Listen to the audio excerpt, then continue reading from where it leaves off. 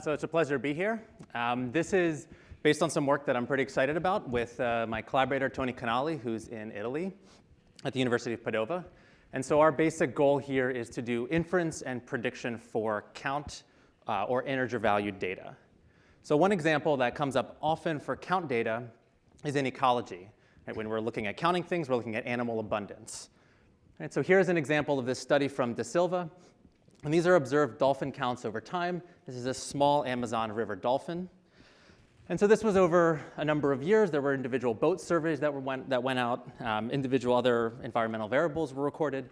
But the primary variable of interest is the number of dolphins that they observed on any individual survey. So they were interested in this population decline over time. But the interesting feature here of the data that I want to emphasize is these are counts, and so they fall along a grid here.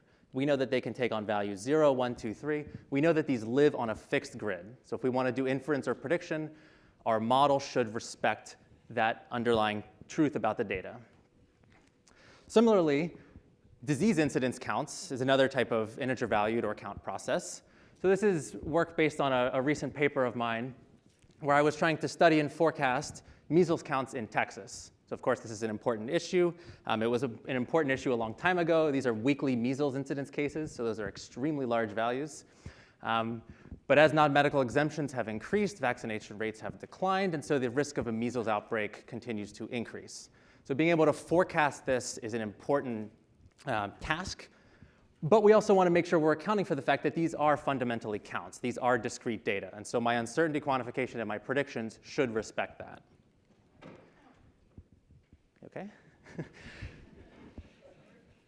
So here's another example. So counts also come up as a measure of demand. So this is healthcare utilization data from the National Medical Expenditures Survey. And so these are examples of point mass functions. And so what we have here is we're looking at, across individuals, we're looking at an individual, how many times did you visit a physician in a year, a non-physician, so on and so forth. So different types of doctor visits, different types of measures of stress on the medical system. So here we're looking at the proportion of times that people visited 0, proportion of individuals, that visited 1 time, and so on and so forth.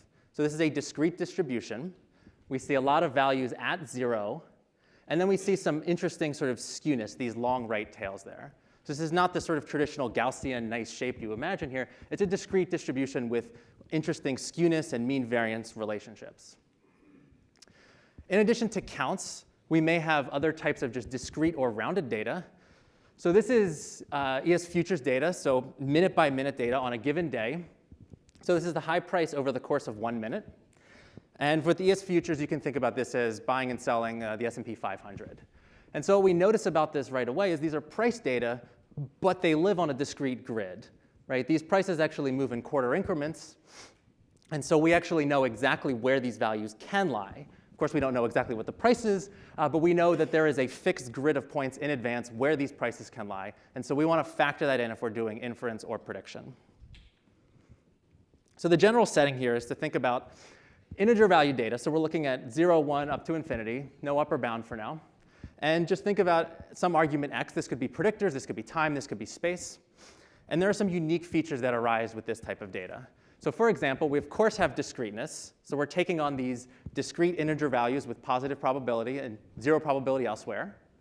We have potential 0 inflation. So we observe zeros in high preponderance here. So we have a lot of values stacked up at that origin. We may have over or under dispersion. So the mean is not necessarily guaranteed to be equal to the variance. You wouldn't initially want to assume that type of restriction in practice. And we may have other types of boundedness or censoring that come with other sort of more standard discrete data applications. OK, so how people model this, the first general approach would be to use a Poisson distribution or its extensions. Right? It's an integer value distribution. It's well studied, but it has limited flexibility. So in practice, people typically add parameters to try to improve this flexibility, but those have to be estimated. That creates difficulties for inference, for estimation, especially if they need to be varying with your covariates. Right? It makes these models sort of challenging to generalize. More commonly, people tend to just ignore the discreteness in the data. And so you might just say, let's transform the data that we have. So maybe you take a log transformation or a log plus 1 transformation to try to handle that skewness. And then once you have transformed data, maybe you just model it with some sort of signal plus noise structure, right? Linear regression structure, something like that. So this approach has the familiarity of either using standard linear regression type techniques or sort of more fancier least squares based methods, but other types of decision trees or machine learning techniques. So that part's nice, but of course it's fundamentally a misspecified model.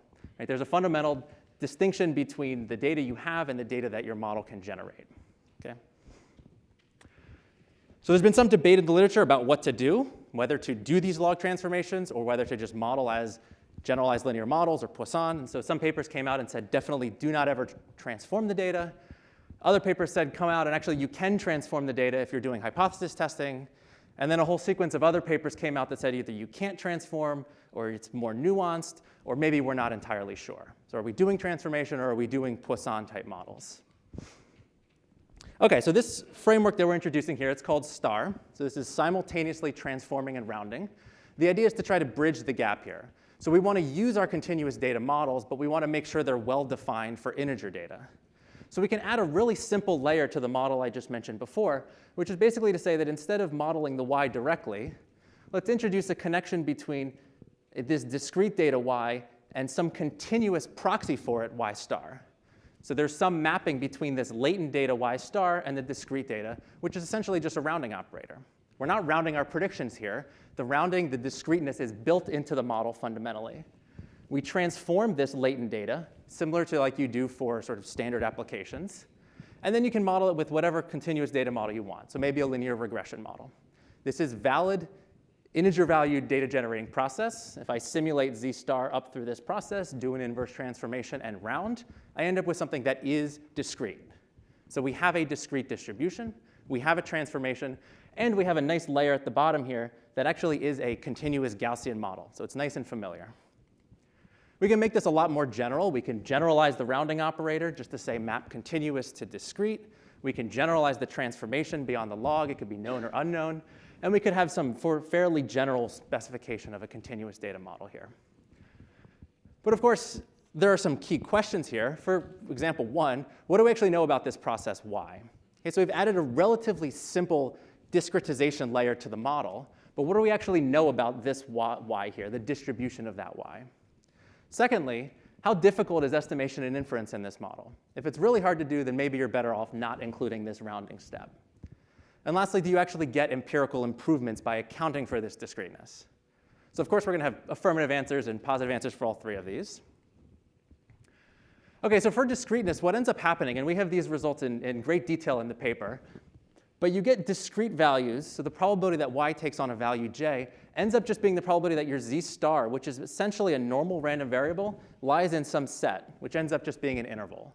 So instead of saying a probability of taking on a specific integer value, you're just saying the probability that a normal variable lies in a set. Okay? Fairly standard interpretation, but it gives you discrete random variables. For zero inflation, you can define that rounding operator such that you get zeros in y whenever your z star is negative. So if you think about modeling that z star with a linear model or an additive model or some sort of tree, you'll get zero observations or zeros in your predictive process whenever that z star is negative. And this can happen sort of in a co-occurrence status as well. Similarly, we're allowed to have over and under dispersion. There's boundedness censoring as well. So all of that is sort of those challenges with discreteness end up being built into this process rather nicely. As far as estimation and inference, so we can specify Bayesian models or frequentist models within this framework. If we're Bayesian, we're going to do something along the lines of an MCMC algorithm, so within a Gibbs sampler. And essentially what happens here is we're going to draw these latent unobserved z star values. And that's going to just be from a truncated normal. That ends up being a very simple step. And the second step in this algorithm will actually end up just being draws from the posterior distribution of the original continuous data model. So relative to just fitting a continuous data model, or a continuous Bayesian continuous data model, all we're doing is adding one sort of imputation sampling step. So the increase in complexity is fairly minimal. Similarly, if we're doing classical inference, you can define an EM algorithm here. And so instead of sampling z stars, you impute it with an expected value. And then to estimate any of the unknown parameters in the model, all you need to be able to do is solve a least squares problem. Okay, so if you can estimate a model via least squares, then you can estimate that model via star within our framework here. So what that means is that if you want to do Bayesian inference with star, all you need is an MCMC algorithm under continuous data, which is sort of the dominant mode of research development. Or if you want to do inference for classical or frequentist star, all you need to be able to do is solve a least squares problem. So of course, that's like linear regression, but we can also do boosting and different types of trees in here as well. For the linear model, we can get confidence intervals and hypothesis testing using standard likelihood theory. And importantly, our predictive distributions here are integer valued. So we are respecting the discrete nature of our data. So as an example here, I wanted to do a forecasting or an out-of-sample prediction study using this medical expenditure survey data. So that was this data here, where we have the different types of doctor visits. And so each one of these has sort of different distributional features. But what's nice about it is they share the same predictors. So we're interested in seeing how the predictions vary for different types of models for these same outcomes, but just with different metrics here involved. Okay, so we're looking at individualized prediction of healthcare utilization with uncertainty quantification. If we can do it individualized, we can aggregate up to the population, which means that uncertainty quantification will propagate as well. Okay, and so what we did to fit these models is we actually built upon the BART model. So BART models are a tree-based Bayesian model. So this is a sort of state-of-the-art prediction technique for continuous data. So it works really well for continuous data, actually works well for binary data, but there's not an obvious way to deal with count data. So we fit these BART models for continuous data, and then I had a number of variations of the BART model within the star framework. So we call it BART star, so football fans will get that reference, I suppose. So in here we have one which is no transformation whatsoever, the identity, and then we have a known or unknown transformation. And so what these are actually measuring are log predictive scores. So this is an aggregate measure of the predictive distribution. We're not looking at point estimation. We're not looking at interval estimation specifically. We're looking at the aggregate predictive distribution. So larger values means we have more accurate predictive distributions. So as we look across the different types, so these different types of visits, these different measures with different distributional features, what we see is that actually the star model without a transformation is pretty poor. But when we do include a transformation, particularly in these other cases down here, the star model with rounding and with transformation tends to substantially outperform just sort of the vanilla BART model. Okay, so you get these large gains in predictive accuracy, in particular predictive distribution accuracy, simply by including that rounding and that transformation step. And because of the simplicities we have in that MCMC algorithm, we can use the machinery of the original BART algorithm built directly into the star model. Similarly, we can look at mean prediction interval widths. So if I want to compute just prediction intervals for an individual for their hospital visit counts, okay, ideally we want to have prediction intervals that are very, very narrow, right? That expresses a great degree of certainty. But we want to make sure that we have the correct coverage. So here I've given prediction interval widths and the corresponding nominal empirical coverage here. Okay, so these are at the 90% level. So again, using the same methods here, what we find is that this BART star model, in particular with the unknown transformation, tends to give us narrower prediction intervals, so more accuracy in this uncertainty quantification, while still maintaining the correct nominal coverage of 90%. So we can get more accurate predictions here in an interval sense, in an uncertainty quantification sense, by accounting for the discreteness of the data. So to wrap up and summarize here, the benefits here of this star framework is it is relatively simple and intuitive, right? We're just adding a layer to the model that incorporates discreteness. It's not overcomplicating things, but it allows us to inherit sort of the modeling structure that's available for continuous or least squares estimation, right? So if we have a model, a Bayesian model for continuous data, star gives us a framework for immediately applying that for count data, immediately generating predictions, doing inference for count data. If we have a non-Bayesian or frequentist model and we can estimate some sort of, or solve some sort of least squares problem for that model, we can immediately do estimation and prediction under the star model for count data. We can also get hypothesis tests, confidence intervals, so on and so forth. We also end up with really strong predictive performance, and we get good computational performance, which I didn't have time to discuss today. So I do have an R package available on GitHub here, which sort of allows you to just kind of seamlessly integrate either a least squares solution or an MCMC algorithm with this count-valued sort of modification. And I do want to advertise that there's a poster tomorrow applying this in the time series setting, so allowing our model to be a time series model. That's our continuous data model. So for forecasting a time series of counts. And this will be presented in a poster by Brian King tomorrow. So please do visit him. Thank you.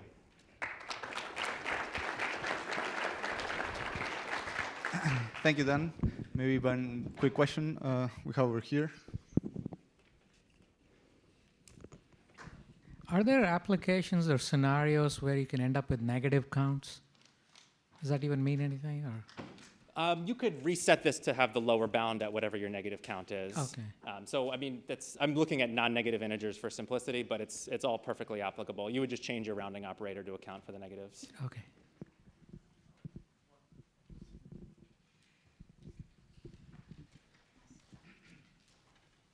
Thank you.